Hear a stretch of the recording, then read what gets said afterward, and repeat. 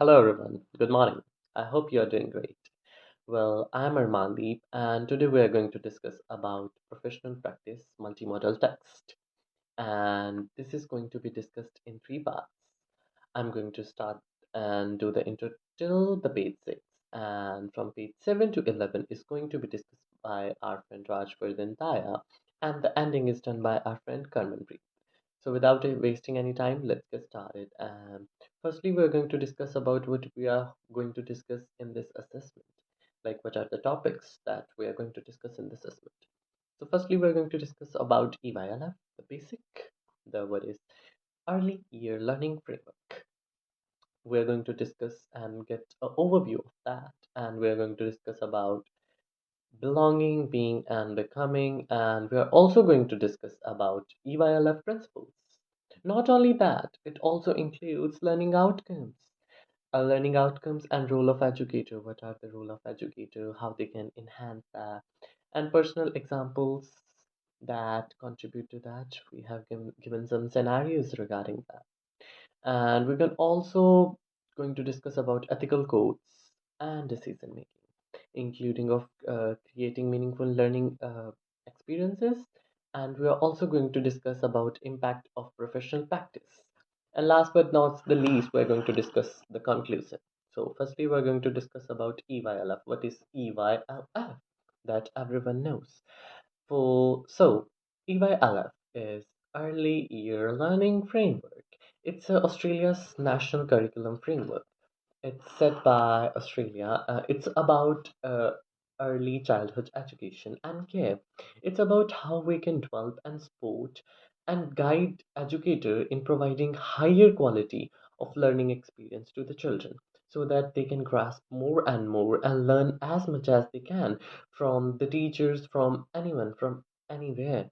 So this is what is EYLF. It's an Australia's national curriculum framework.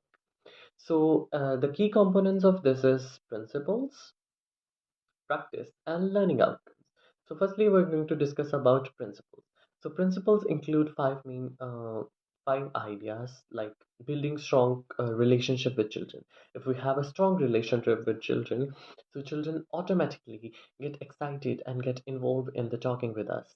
So secondly is going to be work with families. We have to work with families and more along is being fair to everyone, each and every child, and respecting different cultures, communities, from wherever children is coming. We have to respect their lives. And last but not least, always thinking about how to improve teaching, like how we can improve our teaching, how we can improve our teaching way so that students can see it in an interesting way. So next we're going to discuss about practices, the second part. Practices is like about holistic approach and giving them study in a way, in a meaningful way, like so they can learn from play, because play is the only source that children can learn from, grasp from. They get more excited, they get more curiosity when they are playing, so they can grasp more when they are playing. And last we are going to discuss about learning outcome. They focus on who they are, like who they are, and like being staying healthy, safe, and enjoying learning and communication well. So next we're going to discuss about EYLF. So EYLF is early year learning framework, and there's a picture shown here that discuss about being, belonging, and becoming. And these parts work together to help teachers plan fun, meaningful activities so that each and every child can play, and children can help them to learn as much as they can. So next we are going to discuss about belonging, being, and becoming. So these are the main, very important phases of these. So being, belonging, and becoming, which means helping children feel safe, enjoying in the present, and feeling confident learners. So, firstly, we're going to discuss about belonging. What is belonging? Belonging is about mean. Belonging is about feeling safe. loved, connected to the uh, to people around you, like your family, your community, your friends, your culture, or everything that includes people around you is known as belonging. So, for an example, I have drawn something. I draw a picture, and next day, teacher plays the picture and display the picture on the wall. I feel valued. I feel charmed. I feel more excited to learn as much as I can. I start working harder so that I can get more chances for that. That is like belonging. I feel valued about that. And secondly, we are going to discuss about being. Being is about enjoying the present, not going to the future, not going to the past, just exactly sticking to the present. It's about enjoying every phase of life that you're going through. It's like childhood is a special time that should be enjoyable, that has no rush, no tension, no stress. That's just fun time, play time, and just enjoyable time. For example, children is playing with sand and pretending to cook something in play kitchen. This means they are they are just like enjoying the moment of being themselves. They are enjoying that moment. And lastly, we're going to discuss about becoming. Becoming is about growing and learning over time. It's about grasping and growing as much as I can. So example for this is going to be children write their name and they are like becoming themselves, and they start riding a bike. They are developing new skills, and that's totally about becoming. Now we are going to discuss about the learning outcomes that includes in this picture that the picture has shown. This picture briefly discuss about some key areas, and it also focuses on being, belonging, and becoming. So firstly, this picture shows about identity, community, well-being, additionally communication and learning. And firstly, this identity shows about children have strong sense of identity about themselves, and children are also connected with the contribution to their world that shows the community. And about the well-being, that we all know that children have a strong sense of well-being. And the learning experiences, the learning includes children are confident and involved learners. And communication, it's about children are effective communicators. Thank you so much. Now next part is going to be discussed by my friend Raj Vardhan. Hi, so now let's talk about the EYLF principles. So these principles are the foundation of EYLF, and they guide how the educators should work with the children, families, and the community. So there are five. There are five core principle of this. So the first one is secure, respectful, and reciprocal relationship. In this, children learn the best way they can feel safe, loved, and understood. And educators build a strong and trustful relationship with children by giving them the warmth, care, and being responsive.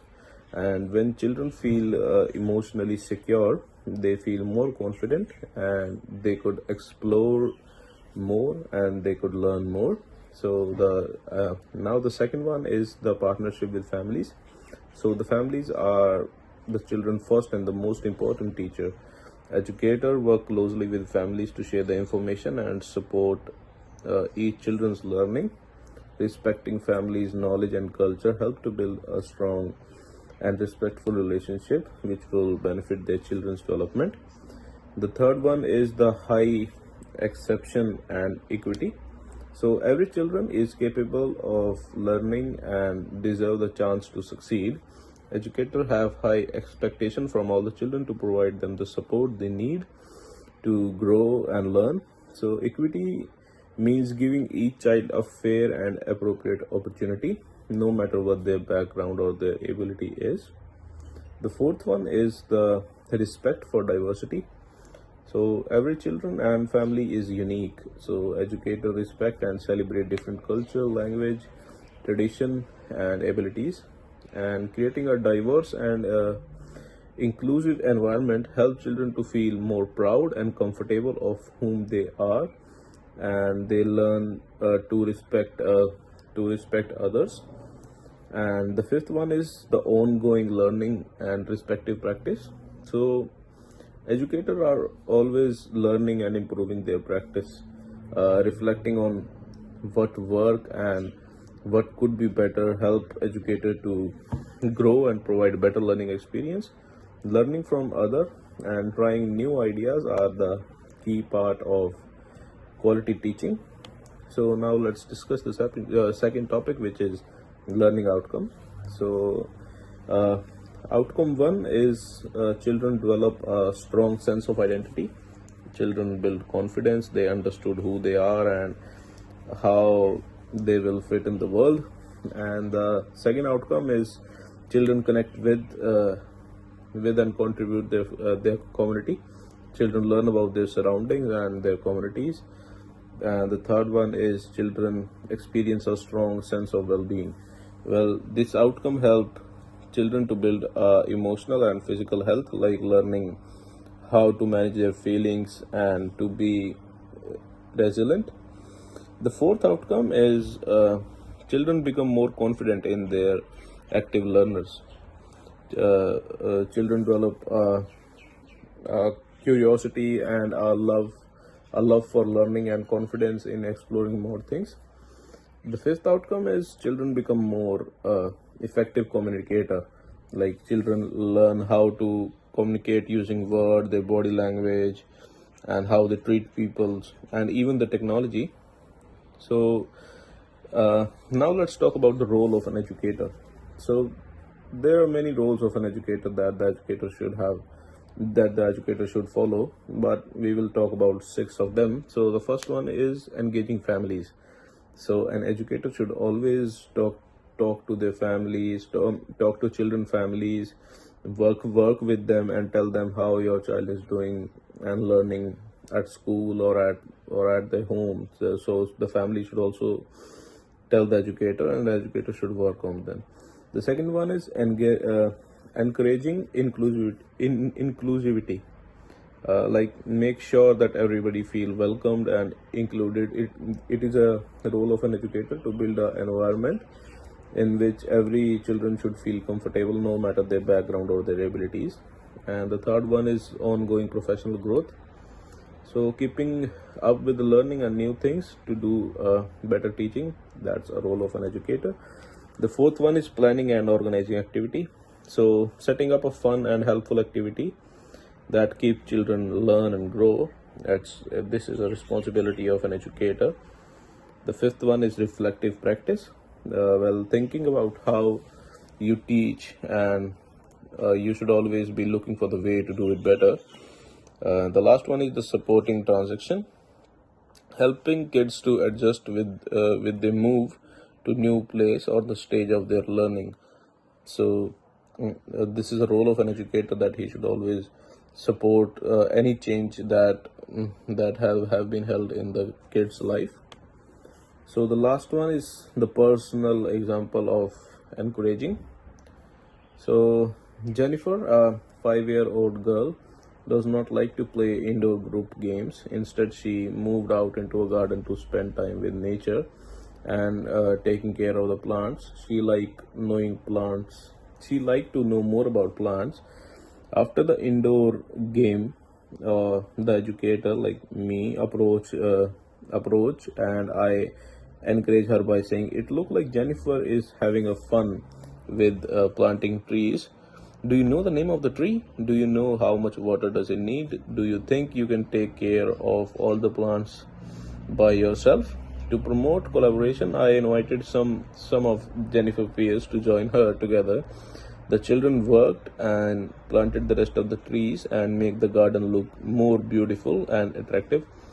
So this was the personal example that can be used to encourage the children ability. Thank you so much. Hello everyone, my name is Karman Preet. So today I'm discussing about the EYLF and professional identity. So the EYLF helps early childhood teachers understand their role and feel confident in what they do. It also shows that they are not just for the careers but professionals who have helped children and learn to grow. It reminds them to be fair, respectful, and include everyone. It promotes learning skills to keep getting better at their job.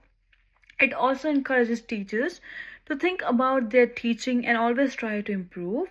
It also supports working with families and other teachers as a team. So when teachers respect different background and help children feel like they belong and are growing, so they are doing the right thing.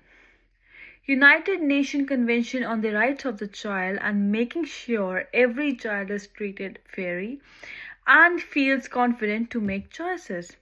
Now I'm going to discuss about the ethical conduct and decision making, and which includes the diversity and inclusion.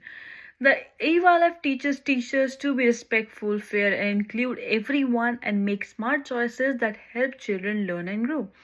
It also reminds them to always do what they best for each child and also guides them in planning fun and helpful learning activities. Now, teachers are taught to respect families, celebrate different cultures. It helps them build honest, kind, and responsible relationship. They use it to solve problems and support every child in the best way. The ELF helps teachers think about their teaching and keep getting better. Now we are talking about the creating meaningful learning experiences. The teachers plan fun and interesting activities that help kids learn things that matter to them. These activities are connected to what kids like, know, and care about. So learning feels fun and important. Teachers might use games, stories, art, or outdoor play to teach new things. Ask questions that make kids think and share their ideas. Let kids make choices in their learning, offering opportunities for children to choose activity, enhancing their sense of agency and autonomy. Now we are talking about the impact of professional practice. The EVA helps teacher think carefully what they do and how it helps kids learn and grow. Now, good teachers do things like Aussie Childcare Network team. It's in 2022. Let's kids have a say. Teachers give children choices and let them be part of decision about their learning.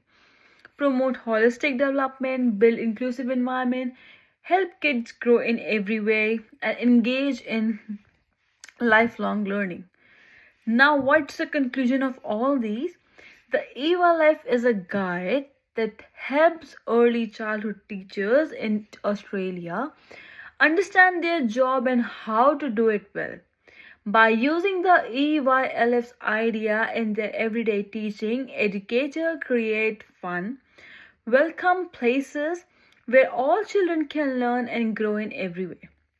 By using the EYLF every day, teachers create fun and safe and inclusive environment where every child feels like they belong and can grow in all areas like thinking, emotions, social skills, and physical health.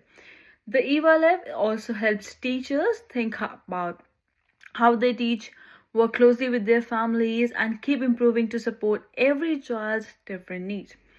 As early childhood education changes over time, the EVA stays important in helping teachers give fair, caring, and meaningful learning experiences that help each child to do their best.